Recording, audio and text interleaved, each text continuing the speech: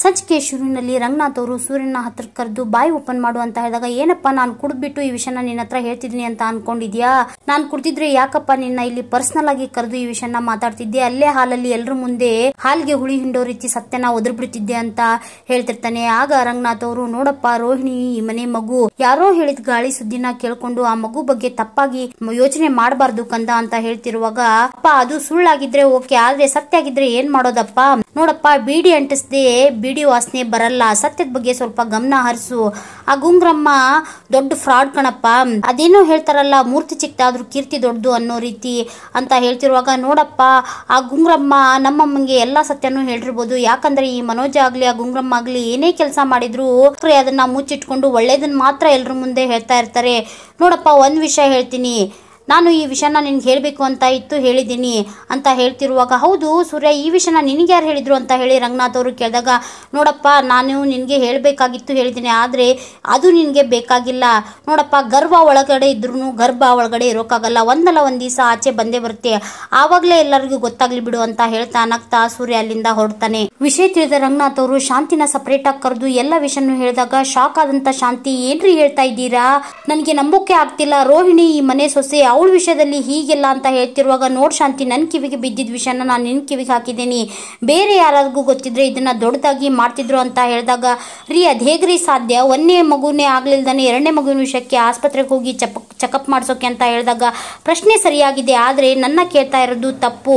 ನೀನು ಈ ಮುಂಚೆನೂ ಮನೋಜನ ವಿಷಯದಲ್ಲಿ ತುಂಬಾ ಸತ್ಯನ ನನ್ನಿಂದ ಮುಚ್ಚಿಟ್ಟಿದ್ಯಾ ಅಂತ ಹೇಳಿದಾಗ, ರೀ ಏನ್ರಿ ಮಾತಾಡ್ತಾ ಇದ್ದೀರಾ? ಇದು ಮುಚ್ಚಿಡುವಂತ ವಿಷಯನ, ಅವ್ರಿಗೆ ಮದುವೆ ಆಗಿ ಇನ್ನು 1 ವರ್ಷ ಕೂಡ ಆಗಿಲ್ಲ, ಒಂದೇ ಹೆರಿಗೆ ಆಗಲ್ದಾನೆ ಹೇಗ್ರಿ ಎರಡನೇ ಮಗುವಿನ ಚೆಕಪ್ಪಿಗೆ ಹೋಗ್ತಾಳೆ ಅಂತ ಮಾತಾಡ್ತಾ ಇರ್ತಾಳೆ ಶಾಂತಿ. ಆಗ ರಂಗನಾಥ್ ಅವರು, ನನಗೂ ಅದೇ ಅರ್ಥ ಆಗ್ತಿಲ್ಲ ಅಂತ ಹೇಳ್ತಿರುವಾಗ, ರೀ ನಾ ಇದನ್ನ ಇಲ್ಲಿಗೆ ಬಿಡಲ್ಲ, ಹೋಗಿ ಈಗಲೇ ಹೋಗಿ ಕೇಳ್ತೀನಿ ಅಂತ ಹೇಳಿದಾಗ, ನೋಡ್ ಶಾಂತಿ ಇದು ಆತರವಾಗಿ ಕೇಳುವಂತ ವಿಷಯ ಅಲ್ಲ ಅಂತ ಹೇಳ್ತಿರುವಾಗ, ಏನು ಇನ್ನೊಂದು 10 ವರ್ಷ ಬಿಟ್ಟು ಕೇಳಲ್ಲ, ಹಾಗಿದ್ರೆ ನನಗೆ ಸತ್ಯ ಏನು ಅಂತ ಈಗಲೇ ಗೊತ್ತಾಗ್ಬೇಕು ಅಂತ ಹೇಳ್ತಾ ರೋಹಿಣಿ ರೋಹಿಣಿ ಅಂತ ಜೋರಾಗಿ ಕೂಗ್ತಾ ಶಾಂತಿ ಮನೆ ಒಳಗಡೆ ಬರ್ತಾಳೆ.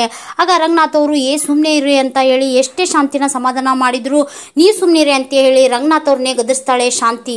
ರೋಹಿಣಿ ರೋಹಿಣಿ ಅಂತ ಹೇಳಿ ಶಾಂತಿ ಕೂಗ್ತಿರೋದನ್ನ ಕೇಳಿಸ್ಕೊಂಡಂತ ಮನೋಜ, ಯಾಕಮ್ಮ ಏನಾಯ್ತು ಅಂತ ಕೇಳಿದಾಗ, ನೀನ್ ರೋಹಿಣಿ ಏನು, ರೋಹಿಣಿನ ಕರಿಯೋಳ್ನ ನೀನ್ ಸೈಡಿಗೆ ಸರಿ ಅಂತ ಹೇಳಿ ಮನೋಜನ್ಗೆ ಬೈತಾ, ಗುಂಗ್ರಿ ಕೇಳಿಸ್ತಿಲ್ವೇನೆ ನಿನಗೆ ಅಂತ ಹೇಳಿ ಜೋರಾಗಿ ಕೂಗ್ತಾ ಇರ್ತಾಳೆ. ಆಗ ಶಾಂತಿ ಮಾತನ್ನ ಕೇಳಿಸ್ಕೊಂಡಂತ ಮನೆಯವರೆಲ್ಲರೂ ಹಾಲಲ್ಲಿ ಸೇರ್ತಾರೆ.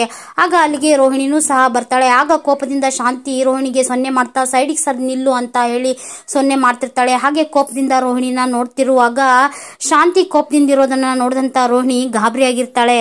ಆಗ ಶಾಂತಿ ಕೋಪದಿಂದ, ನೀನ್ ಯಾರೇ, ನಿನ್ ಜೀವನದಲ್ಲಿ ಏನಾಗ್ತಿದೆ, ಈ ಹಿಂದೆ ಏನಾಗಿದೆ ಅನ್ನೋದು ನನಗೊಂದು ಅರ್ಥನೇ ಆಗ್ತಿಲ್ಲಲ್ವೇ ಅಂತ ಕೇಳ್ತಿರುವಾಗ ಶಾಂತಿ ಹತ್ರ ಬಂದ ಮನೋಜ, ಯಾಕಮ್ಮ ಅರ್ಧ ರಾತ್ರಿ ಎದ್ದು ಬಂದಿರೋ ರೀತಿ ಪ್ರಶ್ನೆ ಕೇಳ್ತಾ ಇದ್ದೀರಾ? ಅವಳು ನನ್ನ ಹೆಂಡತಿ ರೋಹಿಣಿ ಅಂತ ಹೇಳ್ತಿರುವಾಗ, ನೀನ್ ಸರಿಯೋ ನೀನ್ ಹಿಂದ್ ಸರಿಯೋ ಅಂತ ಹೇಳಿ ಮನೋಜನ್ಗೆ ಬೈತಾ ಇರ್ತಾಳೆ. ಆಗ ರಂಗನಾಥ್ ಅವರು, ಶಾಂತಿ ಸ್ವಲ್ಪ ಸಮಾಧಾನವಾಗಿರು ಅಂತ ಹೇಳಿದಾಗ, ಇಂಥ ವಿಷಯದಲ್ಲಿ ಹೇಗ್ರಿ ಸಮಾಧಾನವಾಗಿರೋದು?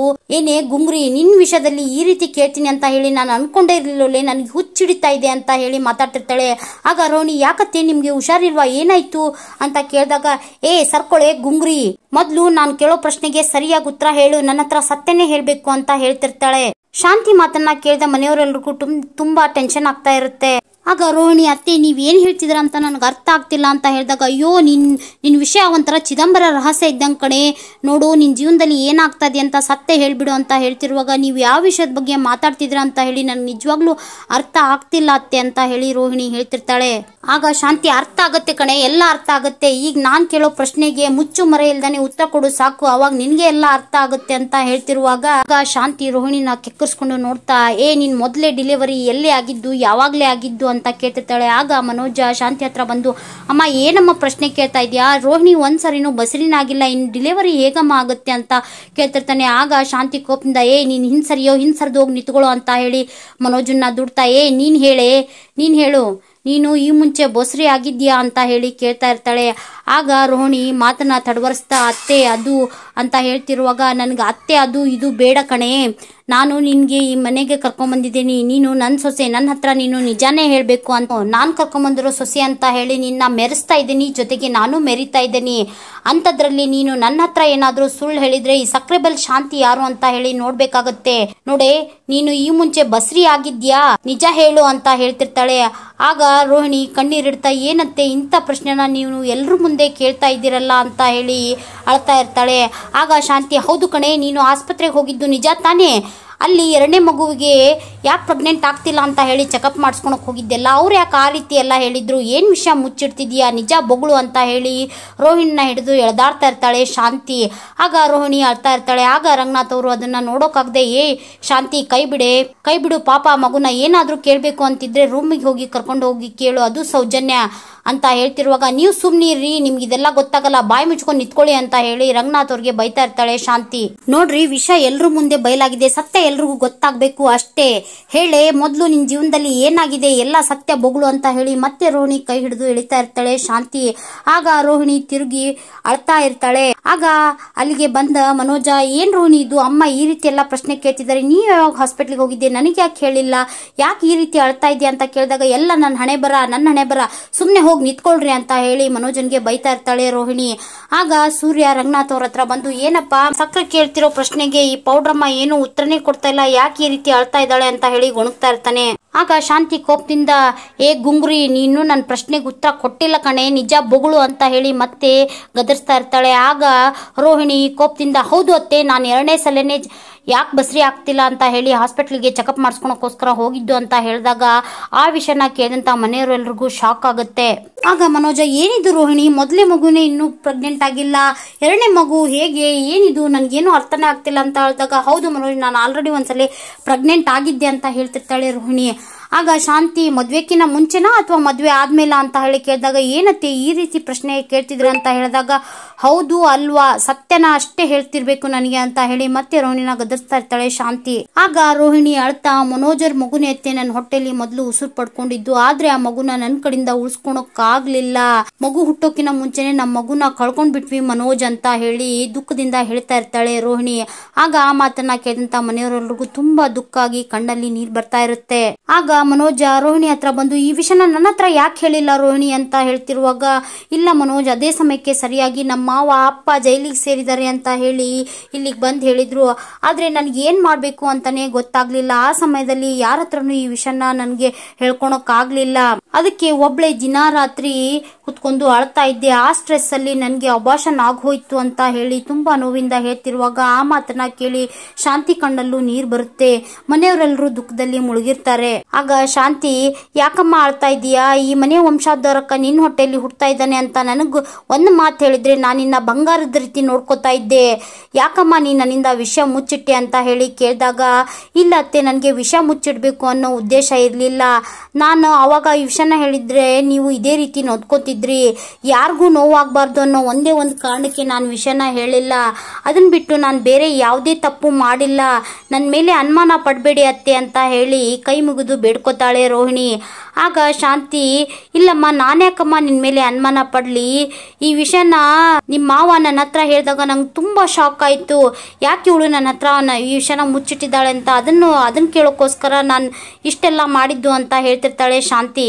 ಆಗ ಮನೋಜ, ಅಪ್ಪನ್ಗೆ ಹೇಗೆ ಈ ವಿಷಯ ಗೊತ್ತಾಯ್ತು, ಅಮ್ಮ ನೀನಾದ್ರೂ ಹೇಳಮ್ಮ ಅಂತ ಹೇಳ್ತಿರ್ತಾನೆ. ಆಗ ರಂಗನಾಥ್ ಅವರು, ನನ್ಗೆ ಸೂರ್ಯ ಹೇಳಿದ್ದು ಅಂತ ಹೇಳಿದಾಗ ಸೂರ್ಯನ ಹತ್ರ ಹೋದಂತ ಮನೋಜ, ಸೂರ್ಯ ಹೇಳಿದ್ದ, ನಿನಗೆಗೋ ಈ ವಿಷಯ ಗೊತ್ತಾಯ್ತು, ನಿಜ ಹೇಳು ಅಂತ ಕೇಳಿದ್ರಾಗ, ಸುಮ್ನಿರೋ, ನನ್ ಕಿವಿಗೆ ಬಿದ್ದಿರೋ ವಿಷಯನ ನಾನು ನಿನಗೆ ಹೇಳಿದ್ದೀನಿ ಅಷ್ಟೇ, ನನಗೆ ರವಿ ಹೇಳಿದ್ದು ಅಂತ ಹೇಳಿದಾಗ ರವಿ ಹತ್ರ ಹೋಗ್ತಾನೆ ಮನೋಜ.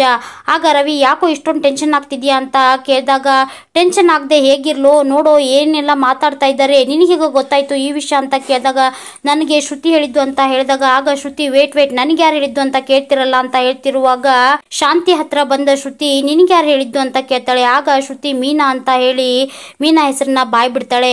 ಆಗ ಕೋಪದಿಂದ ಮೀನಾ ಹತ್ರ ಬಂದ ಶಾಂತಿ, ಅನ್ಕೊಂಡೆ ನಮ್ಮನೆ ಹಾಳು ಮಾಡೋಕಂತಾನೆ ಬಂದಿರೋ ದರಿದ್ರ ಅನಿಷ್ಟ ಇವಳು ಅಂತ ಅನ್ಕೊಂಡೆ ಅಂತ ಹೇಳಿ ಮೀನಾಗೆ ಬೈತಿರ್ತಾಳೆ ಶಾಂತಿ.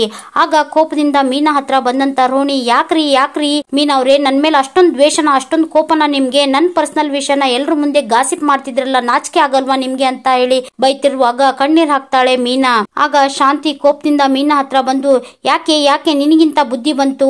ಓಹೋ, ನೀನ್ ಒಳ್ಳೆಯವಳಾಗಿ ರೋಹಿಣಿನ ಕೆಟ್ಟವಳು ಮಾಡ್ಬೇಕು ಅಂತ ಈ ರೀತಿ ಎಲ್ಲ ಮಾಡ್ತಿದ್ದೀಯಾ? ನಿನಗೆ ಯಾಕೆ ಬೇಕು ಅವಳ ಸುದ್ದಿ? ನೀನ್ ಯಾರೇ ಅವಳ ವಿಷಯನ ಮಾತಾಡೋಕೆ ಅಂತ ಹೇಳ್ತಿರುವಾಗ, ಇಲ್ಲ ಅತ್ತೆ, ನಾನು ಹೂ ಕೊಡೋಕಂತ ಹೇಳಿ ಆಸ್ಪತ್ರೆ ಹೋಗಿದ್ದೆ. ಆಗ ನನಗೆ ರೋಹಿಣಿಯವರು ಕಣ್ಣಿಗೆ ಬಿದ್ರು. ಅದಕ್ಕೋಸ್ಕರ ಅವ್ರ ಬಗ್ಗೆ ವಿಚಾರಿಸಿದಾಗ ಈ ವಿಷಯ ಗೊತ್ತಾಯ್ತು ಅಂತ ಹೇಳಿದಾಗ, ಅವಳ ಬಗ್ಗೆ ವಿಚಾರಿಸೋಕೆ ನೀನ್ ಯಾರೇ? ನಿನ್ಗೆ ಯಾಕೆ ಅವಳ ವಿಷಯ ಬೇಕು ಅಂತ ಹೇಳಿ ಶಾಂತಿ ಕೇಳ್ತಿರ್ತಾರೆ. ಆಗ ರಂಗನಾಥ್ ಅವರು ಮನೆಯವ್ರು ಯಾರಾದ್ರೂ ಆಸ್ಪತ್ರೆಯಲ್ಲಿ ನೋಡಿದಾಗ ಅವ್ರಿಗೆ ಏನಾಯ್ತೋ ಏನು ಅಂತ ಹೇಳಿ ಅಕ್ರೆಯಿಂದ ವಿಚಾರಿಸುತ್ತಾ, ಬಿಡೆ ಅಷ್ಟೇ, ಯಾಕೆ ನೀ ಅದ್ ವಿಷಯನ ಇಷ್ಟೊಂದು ದೊಡ್ಡ ಮಾಡ್ತಿದ್ಯಾ ಅಂತ ಹೇಳಿದಾಗ, ಇವಳಿಗೆ ಎಲ್ರಿ ಅಕ್ರೆ ಬರ್ಬೇಕು? ಈ ರೋಹಿಣಿನ ಕೆಟ್ಟವಳು ಮಾಡಿ ತಾನು ಒಳ್ಳೆಯವಳಾಗಿ ಮೆರೆಯೋ ಆಸೆ ಅವಳಿಗೆ ಅಂತ ಮಾತಾಡ್ತಿರ್ತಾಳೆ. ಆಗ ರೋಹಿಣಿ, ಹೌದು ಮಾವ, ಇವ್ರಿಗೆ ನನ್ನ ಮೇಲೆ ಅಷ್ಟೊಂದು ಅಕ್ರೆ ಇದ್ರೆ ನನ್ನನ್ನೇ ಕೇಳ್ಬೋದಾಯ್ತು, ಡೈರೆಕ್ಟ್ ಆಗಿ ಬಂದು ಆಸ್ಪತ್ರೆಯಲ್ಲಿ ಯಾಕೆ ವಿಚಾರಿಸ್ಬೇಕು ಅಂತ ಬೈತಿರುವಾಗ ಅಲ್ಲೇ ನಿಂತಿರುವ ಸೂರ್ಯ, ಹೌದಮ್ಮ ಪೌಡ್ರಮ್ಮ, ನೀನು ಸತ್ಯ ಹರಿಶ್ಚಂದ್ರ ತುಂಡು ನೋಡು, ನೀವೊಬ್ರೇ ಇಲ್ಲಿ ಕರೆಕ್ಟ್ ಆಗಿರೋದು ಅಂತ ಹೇಳಿ ರೋಹಿಣಿ ಉತ್ತರ ಕೊಡ್ತಾ ಇರ್ತಾಳೆ. ಮೀನಾ ಈ ವಿಷಯನ ಹೇಳಿದ್ಕೆ ಈ ವಿಷಯ ಹೊರಗೆ ಬಂದಿದ್ರು, ಇಲ್ಲ ಅಂದ್ರೆ ಈ ಶತಮಾನದಲ್ಲಿ ಈ ವಿಷಯ ಹೊರಗೆ ಬರ್ತಿರ್ಲಿಲ್ಲ ಅಂತ ಹೇಳಿ ಹೇಳ್ತಿರುವಾಗ ರಂಗನಾಥ್ ಅವರು, ಹೌದು, ಮೀನಾ ಹೇಳಿರೋಕೆ ತಾನೇ ಈ ವಿಷಯ ಹೊರಗೆ ಬಂದಿದ್ದು, ಈ ವಿಷಯನ ತುಂಬಾ ದೊಡ್ಡದು ಮಾಡಬೇಡಿ ಅಂತ ಹೇಳ್ತಿರುವಾಗ ಶಾಂತಿ, ಅದೆಲ್ಲ ನನಗೆ ಗೊತ್ತಿಲ್ಲ ರೀ, ನಾನ್ ಕರ್ಕೊಂಡ್ಬಂದಿರೋ ಸೊಸೆ ಬಗ್ಗೆ ನೀವು ಕರ್ಕೊಂಡ್ಬಂದಿರೋ ಸೊಸೆ ಮಾತಾಡಬಾರ್ದು ಅಂತ ವಾರ್ನಿಂಗ್ ಮಾಡ್ತಾಳೆ. ಆಗ ರಂಗನಾಥ್ ಅವರು, ಅದೆಲ್ಲ ಆಗಲ್ಲ ಕಣೆ, ಹಾಗಿದ್ರೆ ನಾನ್ ಕರ್ಕೊಂಡ್ಬಂದಿರೋ ಸೊಸೆ ಮಾಡಿದ ಊಟನ ನೀವ್ಯಾರು ತಿನ್ಬಾರ್ದು ಅಂತ ಹೇಳಿ ನಾನು ಕಟ್ಪಾಡು ಹಾಕಿದ್ರೆ ಹೇಗಿರುತ್ತೆ? ಇದು ಕೂಡು ಕುಟುಂಬ, ಹಾಗೆಲ್ಲ ನಾನು ಮಾಡೋಕ್ಕಾಗಲ್ಲ. ಏನೋ ಮೀನಾ ತನಗೆ ಗೊತ್ತಾಗಿರೋ ವಿಷಯನ ಶ್ರುತಿಗೆ ಹೇಳಿದ್ದಾಳೆ, ಶ್ರುತಿ ಮೂಲಕ ಎಲ್ಲರಿಗೂ ಗೊತ್ತಾಗಿದೆ. ಈ ವಿಷಯನ ಇಷ್ಟೊಂದು ದೊಡ್ಡದು ಯಾಕೆ ಮಾಡಬೇಕು? ಇದನ್ನ ಇಲ್ಲಿಗೆ ಬಿಟ್ಬಿಡಿ, ನನಗೆ ಹೊರಗಡೆ ಸ್ವಲ್ಪ ಕೆಲಸ ಇದೆ, ನಾನು ಹೋಗಿ ಬರ್ತೀನಿ ಅಂತ ಹೇಳಿ ರಂಗನಾಥ್ ಅವರು ಹೊರಡ್ತಾರೆ. ಆಗ ಎಲ್ಲರೂ ಸಹ ಅಲ್ಲಿಂದ ಹೊರಡ್ತಾರೆ. ಆದ್ರೆ ಮೀನಾ ಮಾತ್ರ ಅಳ್ತಾ ಅಲ್ಲೇ ಡೈನಿಂಗ್ ಟೇಬಲ್ ಹತ್ರ ನಿಂತಿರುವಾಗ ಸೂರ್ಯ, ಯಾಕಮ್ಮ ಮೀನಾ ಅಳ್ತಾ ಇದೀಯಾ? ನಿನ್ಗೆ ಗೊತ್ತಿರೋ ವಿಷಯನ ನೀನ್ ಹೇಳಿದ್ಯಾ ಅಷ್ಟೇ, ಇದಕ್ಕೆಲ್ಲ ಅಳ್ಬಾರ್ದು ಅಂತ ಹೇಳ್ತಾ ಮೀನಾಗೆ ಸಮಾಧಾನ ಮಾಡ್ತಿರ್ತಾನೆ.